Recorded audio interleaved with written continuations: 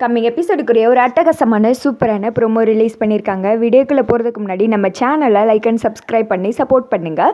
Video வந்துட்டு செம்ம super தாங்க. அதில் வந்துட்டு எந்த ஒரு சந்தேகமே கிடையாது. ஆனால் என்ன முடிஞ்சு போன கல்யாணத்துக்கு மூலம் வாசித்திருக்காங்களே அப்படின்ற மாதிரி தான் இருக்குது. பட் நம்ம நினச்சது வந்துட்டு நடந்து போயிடுச்சு. ஐஸ்வர்யாவை வந்துட்டு குண்டோடு தூக்கி களி தின்ன போட்டாங்க. இது சொன்னாலே உங்களுக்கு புரிஞ்சிருக்கும். ஃபஸ்ட்டு சீனில் வந்துட்டு தீபா கிடச்சிட்டாங்கம்மா அப்படின்ற மாதிரி சொல்ல வீட்டில் எல்லாருமே சந்தோஷமாக இருக்காங்க. தீபாவையும் கூப்பிட்டு வர்றாங்க. அபிராமிக்கா தீபாவை பார்த்தது சந்தோஷம் தாங்க முடியல. ஓடி போய் கட்டி பிடிச்சி ஐயோ உனக்கு இப்படி ஆயிடுச்சேம்மா அப்படி ஆயிடுச்சேம்மா அப்படின்னு சொல்லிட்டு நல்லா விசாரித்து உள்ளே வந்துட்டு கூப்பிட்டு போகிறாங்க. ஐஸ்வர்யாவுக்கு இங்கே பக்குன்னு இருக்குது. என்னடா இது இப்படி ஆயிடுச்சே, இலவை கூட்டிட்டாங்களே, நான் என்ன பண்ணுறது? இப்போ வந்துட்டு தீபா எல்லாருக்கிட்டே உண்மையை சொல்லிடுவா, அவ்வளோதான் நம்மளை வீட்டை விட்டு அடித்து துரத்திடுவாங்க அப்படின்ற மாதிரி வந்துட்டு ஒரு மாதிரி யோசிச்சுட்டே பதட்டத்திலே இருக்க.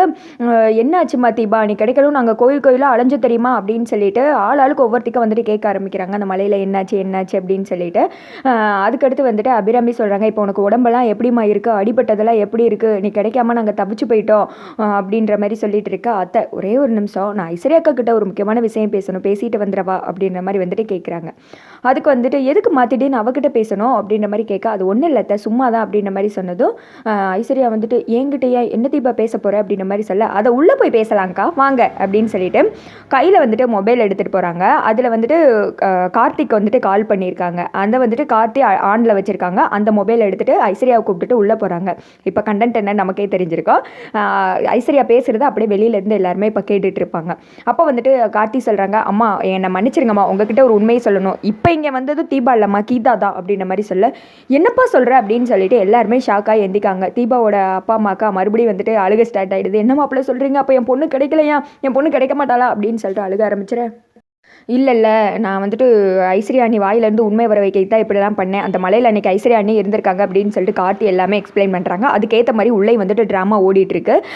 அன்னைக்கு ரியா ரம்யா கூட சேர்ந்து நீங்களும் தானே மலையில் இருந்தீங்க அப்படின்ற மாதிரி சொல்ல ஐஸ்வர்யா வந்துட்டு பயப்பட ஆரம்பிச்சிடுறாங்க. அவங்க வாயாலே உண்மையை சொல்லிடுறாங்க. என்னை மன்னிச்சிட்டு தீபா, அன்றைக்கி ஏதோ புத்தி கெட்டு போய் உன் மேலே உள்ள கோவத்தில் உன்னை மலையிலேருந்து கீழே தள்ளி விட்டுட்டேன், இதை வீட்டில் யார்ட்டையும் சொல்லிடாது அப்படின்னு சொல்லிட்டு இருக்க.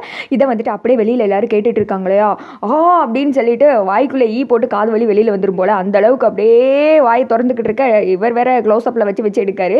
இங்கிட்டு வந்துட்டு கீதா வந்துட்டு அப்படியே மாசா தலையில் இருக்க கெட்ட ஊத்துட்டு, நான் தீபா இல்லை கீதா, உன் வாயிலேருந்து உண்மை வர வைக்கிக்கிட்டா இத்தனை பிளானை நானும் கார்த்திக் சார் சேர்ந்து போட்டோம் அப்படின்ற மாதிரி சொல்ல ஐஸ்வர்யா வந்துட்டு அப்படியே திருன்னு முழிக்கிறாங்க. அப்போ வெளியில் வராங்க. அத்தை என்னை மன்னிச்சிருங்க, நான் தெரியாமல் பண்ணிட்டேன், ஏதோ அவன் மேலே உள்ள கோவத்தில் அப்படி பண்ணிட்டேத்த அப்படின்ற மாதிரி வந்துட்டு சொல்லி அழுகுறாங்க.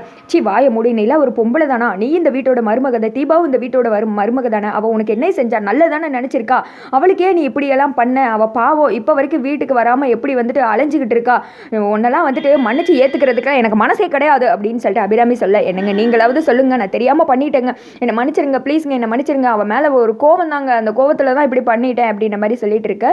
அருண் வந்துட்டு சொல்கிறாங்க, உன்னைக்கிட்ட நான் எத்தனை தடவை சொன்னேன், படித்து சொன்னேன்ல, இதில் நீ ஏதாவது தலையிறேன்னு சொல்லி தெரிஞ்சா உன்னை வீட்டை விட்டு வெளியில் அனுப்பிச்சிருவேன்னு சொன்னல, என் வாழ்க்கையிலே உனக்கு இடம் கிடையாது அப்படின்ற மாதிரி சொல்ல இந்த திக்கா வந்துட்டு தீபாவோட அம்மா அப்பாவும் சொல்கிறாங்க, என் பொண்ணு பாவம் சந்தோஷமாக இருக்கணும் தானே ஆசைப்பட்டா, அவள் வாழ்க்கை எதுக்கு இப்படி தேவையில்லாமல் வந்துட்டு சீரழிச்சிங்க அப்படின்னு சொல்லிட்டு ஐஸ்வர்யா போட்டு திட்டுறாங்க. இந்த திக்கா மீனாட்சிக்கு வேற சொல்லவா வேணும், ஆல்ரெடி கோவத்தில் இருப்பாங்க. மைதிலி மீனாட்சி சேர்ந்து ஐஸ்வர்யா அவ டார்டாரா கிழிச்சிட்டு, அம்மா இதுக்கு மேலே இவங்க இந்த வீட்டில் இருக்கிறது எனக்கு பிடிக்கலாமா அப்படின்னு சொல்லிட்டு கார்த்தி அதுக்கடுத்து துங்கா கூட சேர்ந்து பிளான் பண்ணுறதெல்லாம் வந்துட்டு சொல்லி ஐஸ்வர்யாவோட மூக்கை உடச்சி பாடையை கட்டி பாடையிலே வந்துட்டு ஐஸ்வர்யா படுக்க போட்டாங்க. அடுத்து வந்துட்டு நம்ம போலீஸ் சரவணன் அவர் தான் வந்துட்டு ஆன் டைமுக்கு என்ட்ரி கொடுத்துருவாரு. டாடக்குன்னு வர்றாரு. வந்ததும் சார் இவங்களை கூப்பிட்டு போங்க அப்படின்ற மாதிரி சொல்ல ஐஸ்வர்யா வந்துட்டு கெஞ்சுறாங்க, அத்தை விடுங்கத்த ப்ளீஸ் தான், இனிமேல் இப்படி பண்ண மாட்டேன், என்னங்க நீங்களே சொல்லுங்க கத்தி அப்படின்னு சொல்லி கத்திட்டு இருக்க. சார் பிடிச்சி இழுத்துட்டு போங்க சார் அப்படின்ற மாதிரி சொல்ல ஐஸ்வர்யா வந்துட்டு கூட்டி போயிடுறாங்க. இது வந்துட்டு நான் உண்மை என்ஜாய் பண்ணேன், நீங்கள் என்ன நினைக்கிறீங்கன்னு சொல்லி